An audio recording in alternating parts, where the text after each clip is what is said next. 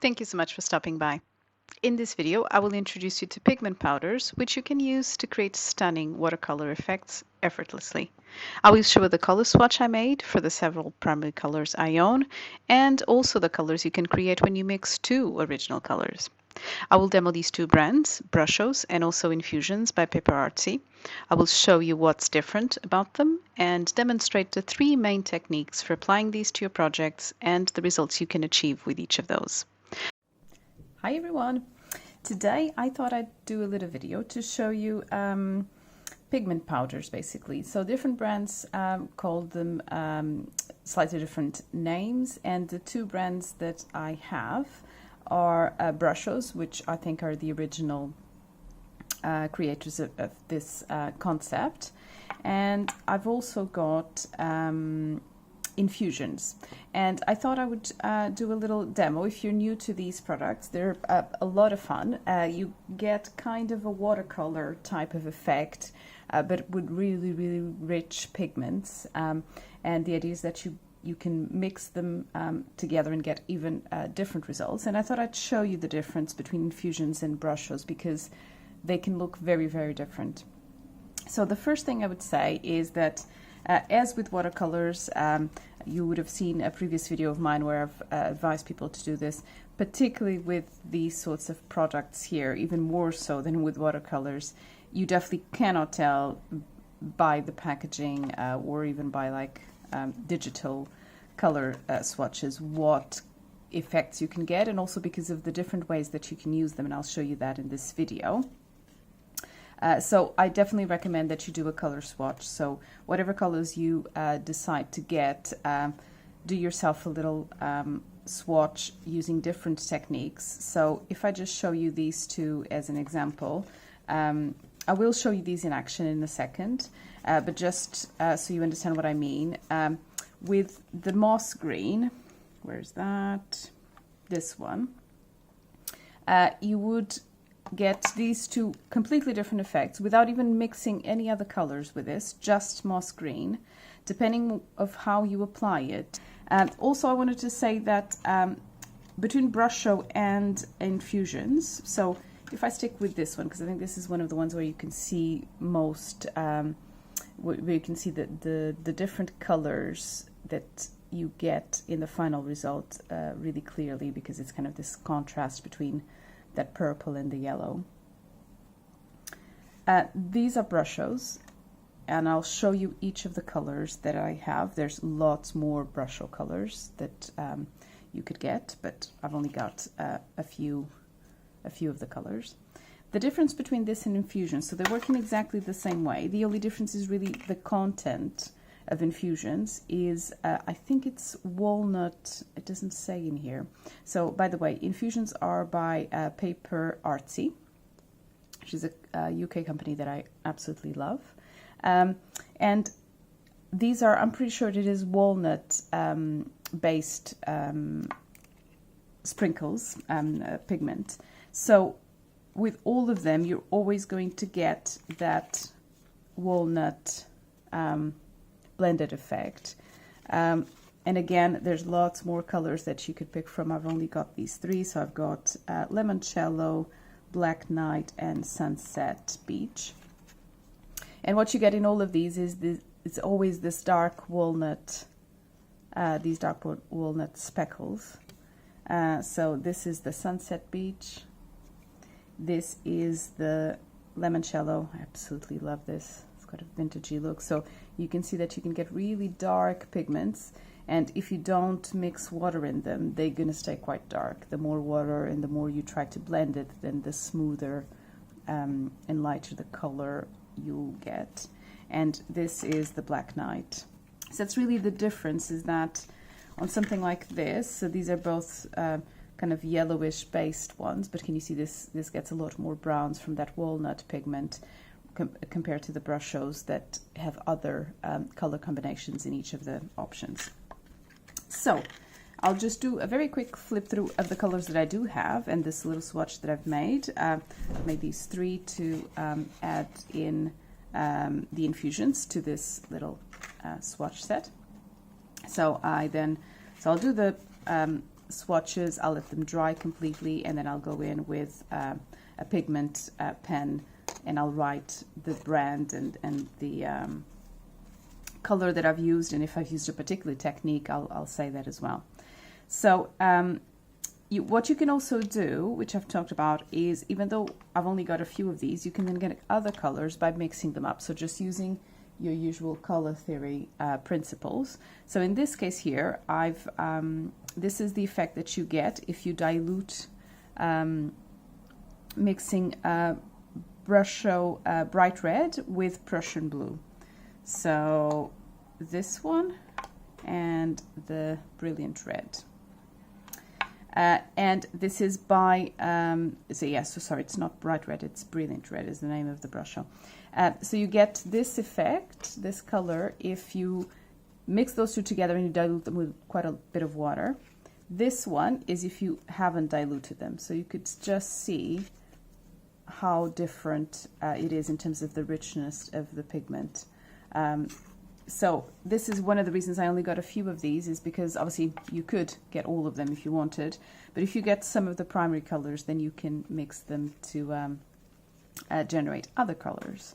This is the Brusho black, so hopefully this will pick it up on camera. So you get almost like dark pink, like rose pink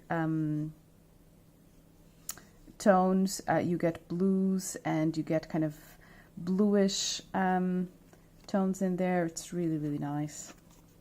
And this is exactly the same color. Okay, remember this is exactly the same as this, but this one I've applied the water first and then I sprinkled it. Now we'll show you these in action to show you these two different techniques. This is the Brusho Prussian blue, and the same thing, but if you sprinkled it on water. And this again is a color combination, so this is Prussian blue and Gamboge sprinkled on water, and this is the same thing if you don't sprinkle, then you just blend them a bit more. You see the difference there.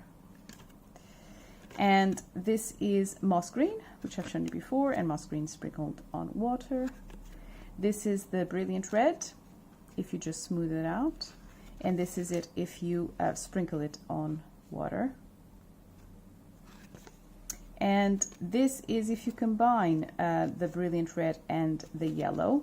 So you get, can you see here a bit more, it's kind of turning a bit more orangey there, but you can get quite a solid color is what I was kind of going for here to show you.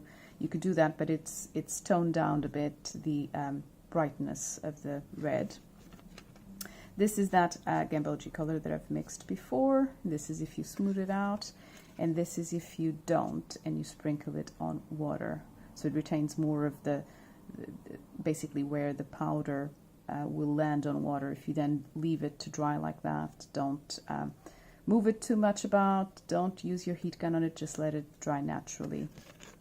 This is Brusho yellow, smooth it out. And this is the same Brusho yellow, but if you sprinkle it on water. So again, you get more of difference in tones there.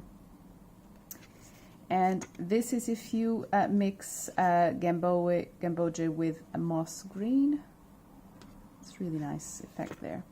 So these were the combinations I've tried so far. Obviously, you could try other combinations that I haven't done here yet.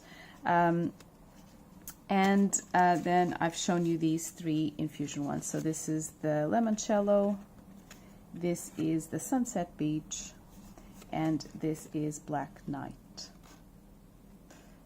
Okay, so now I'm going to show you these in action. So another tip with these is less is definitely more, and it's not just from a point of view of being frugal. If you add too much pigment, it's just not going to work in the same way. It's going to be too rich, and that might be exactly what you're going for, which is fine.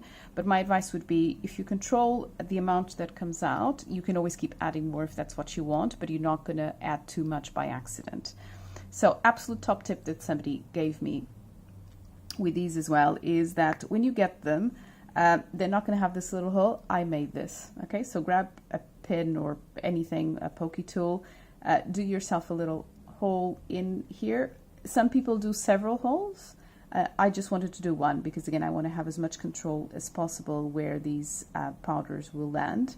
And then what I did is, using one of these map pins, I then, with alcohol markers, I think did this some time ago, I just painted so that when I have these in a drawer and they're like this, at least I can see roughly what color it's going to be. But obviously I know that it's not going to be anything like that red that I've put in there. It's just as a guide, so I know which one I want to pick when I'm looking at them from the top. So I've got that with the Brushos. The other thing you can do, and I've tried that with the Infusions, they both work equally as good. I think I ran out of these map pins for some time, and before I got some more in, I did this. This is not as foolproof because the sticky tip might come off and then you're left with a hole. So the Infusions have these like metallic caps, but you can still very easily do the hole in the center. So I did that. And then instead of doing a pin, you can just grab a little bit of tape and just put that on top, and then whenever you want it, you peel it off. And this will eventually obviously lose its stickiness and you might need to replace it, or you could go with the pin option. So now the other thing you're going to need is you're going to need some sort of water spray. You could, I'm using these two slimmer ones. I've got two of them, so I'm hopefully not going to run out throughout the video. Or you could use Tim Holtz spray bottle, anything really that could spray water, basically. And then I've got this water brush. It's not my favorite one, but for this technique it will do just as nicely, because it's something where I'm just going to be blending the colors. I'm not looking for perfect lines anywhere. So some sort of watercolor brush pen would also help, because then you can be a little bit more precise where you drop the water and where you're blending the colors. And obviously you're going to need some paper cardstock to try these on. So I am using, as I said, some 280 GSM watercolor card, and I've just cut these in 4x4 size, just so that it's also easier to just show you here. And the other thing is I've got a non-sticky mat here that is going to be very easy to wipe. Definitely recommend that you have kitchen towels handy, because you're going to need them. This technique does get a bit messy, so I haven't painted my nails because I know how messy this is going to get. And if you don't have one of these mats, or if there's lots of things going on, if you have a small craft space, you might want to consider the Tim Holtz, oh, I forgot the name of it, but I'll do a link in my blog to all of the things that might help you with this. So Tim Holtz has this splatter box, I think it's called. It comes flat packed, but it's absolutely genius. It's just a bit of cardboard, so you could do it yourself as well with an old cardboard box if you've got from a delivery or something like that. But his one is really good because he can fold flat again. So if you've got a small space and you need to be you don't have space to have this big box there, you can just fold it flat again, store it, and then put it up very easily when you need it again. We are going to pick, if I pick the Brilliant Red, I'm going to try this with a few of them, and I'm going to show you the two different techniques of applying it on water or applying the pigment first and then the water on top. So I'm just going to work with one at a time because it will go a little bit everywhere. So what I do is I take the pin off and then I start sprinkling, and as I said, less is more, so I prefer to just sprinkle a tiny bit because this is going to go such a long way. So at the moment you probably can't see much. You could see a few speckles. If I bring this closer to the camera, this is as much powder as you need for the result that you're going to see you will get with this.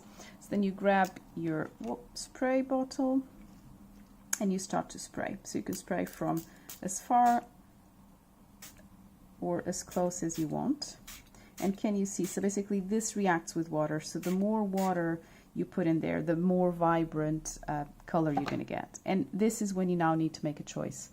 You can leave it like this, So you might want to obviously move it to a side to dry, but you can leave it like this and it will dry as it is right now. The colors, the water will continue to blend a little bit, but you're going to get pretty much what you've got here already. Or you can decide to go in and to start moving that water about. So for example, here you can see I can try to now bend the paper so if you do this, you can see that it's becoming more of a blended look, as opposed to that look where you can see the speckles of pigment. So here you can still definitely see the speckles quite a bit, but if I went in with my brush now, I can dilute that down. So I'm going to do it just to show you what that looks like. I'll probably leave this area here as it is, but if I do the same thing here, and if I come with my water brush and I kind of move the water about a bit more, let's say I didn't want to have any white space, can you see, although you can still see the pigments, you can also achieve this more blended look by letting the water go across it. And depending how much pigment you have in a particular area, that will dilute the color more or less. But you definitely can see a lot more of that differentiation of the pigments in this area here that I've not gone in with. I haven't let the water run as much in there, and I haven't gone in with a brush. And then what you get is, on your mat, you get all of these things. So I'm going to put this one to the side. So this is the effect you get if you do the powders first and then you spray it with water. Okay, I'm going to put this to one side for a second. And so there's almost like 3 looks you can get out of this. So there's that one. And then all of these droplets that are here, they're full of pigment, and there's a bit of sprinkles as well that have gone everywhere. So with a blank piece, you can now start to go in and to mop it. And then you get this much more blended watercolor background look, which is also gorgeous in its own right. So you just keep going in different areas of the cardstock that where you want that to be, and it might not look like much now, but trust me that when these are dry, they look really stunning, and you have several color variations. So I can see a bit of blue here. I think this is because there must have been still some pigments left over from the other colors I was doing before on my mat. It's absolutely fine because I don't need this to be perfect. A perfect red, I mean, it could be, it's going to look really nice with those colors mixed in. But just to show you, this is a different look you can get just from the leftovers that you'll have on your craft mat from whichever pigment color you happen to be working with. And so now between colors, you definitely need to wipe your mat, because otherwise you will get color contamination, which would have been fine. It's just I want to try to show you the techniques with a true color that you'd get if you're doing this from scratch. So now the second way of doing this, I'm still going to be using the same color, the brilliant red Brusho, but now I'm going to water the cardstock first. As much as or as little water as you want. And now I am going to go in and start adding the pigments. And as opposed to before, where you would only get a reaction once you're sprinkling it with water, because the paper is already quite soaked, it's got quite a lot of water in it. Now whenever I sprinkle things, the magic starts to happen, and it's a really, really cool effect. So as soon as the pigments hit the water, they start reacting and you get that burst of color. So in this case, I'm using it, you know, it's just the red in the background, but you can imagine how you could do this technique and then go in different corners, different areas, and apply the two or three different colors, for example, and you get a completely different look.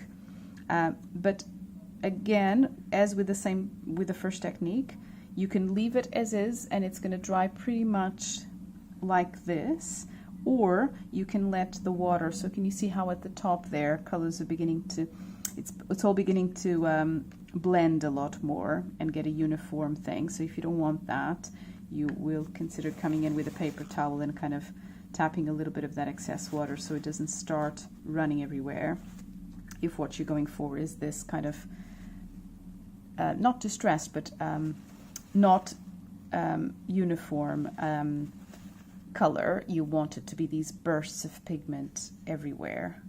And it's a really, really stunning effect. And you can see here, I've sprinkled the powder, but it's not, I told you this was messy. There's no water in that particular bit, so it hasn't really reacted. So this is literally the powder. So at this stage, you can decide to come in with your water brush, but instead of touching it, because that's going to give you a blended effect, what you could do is you could just add some water droplets in there and then tap the excess off. So then those pigments will start to react. But it's not, I just wanted to show you these two things, because can you see that is a much more blended look than what you get in other parts here, where you've added the color first and then the pigments. And if I just bring in, obviously none of these two are fully dried, but if I bring the first one I did, which is where we added the pigments and then the water on top, can you see you get quite different looks? So there's a lot more white space on this one, which depending on what you're going for could be great, or you might want a more blended approach where everything is kind of a more uniform color, and this is what you get if you apply the pigments first and then the water on this one here, or this one that gives you a lot more white space, a lot more definition of the pigments and differentiation there. And just to bring in, this was the other one, which was the leftover. So obviously it's a lot more muted color. This is a lot more red, whereas this is beginning to look a bit pink, but just equally as stunning. I mean, if you're into watercolors and that sort of effect, you'd be pretty happy if this is all you got. But the fact that you can get these three different looks, see if I can get them all on camera at the same time. Yeah, so these three different looks just from one color of Brusho, and it's just because of how you're applying water before or after, and how much you're playing around with it or letting it dry by itself. And again, once again, there's still lots of water here, so I can come in with maybe this one that's more muted, or I could start with a brand new piece of paper, however you want to do it, and now you can start to kind of apply a bit more color. And because the one underneath was almost dry, because it definitely didn't have as much water as the other two pieces, you're going to get some more differentiation of the color, so darker and lighter patches in there. And this is just one color, so now imagine what you can do when you start mixing up all of the colors. I hope you found this video helpful. If so, please consider hitting the like button. Subscribe so you don't miss the new videos I post every week. And until next time, happy crafting!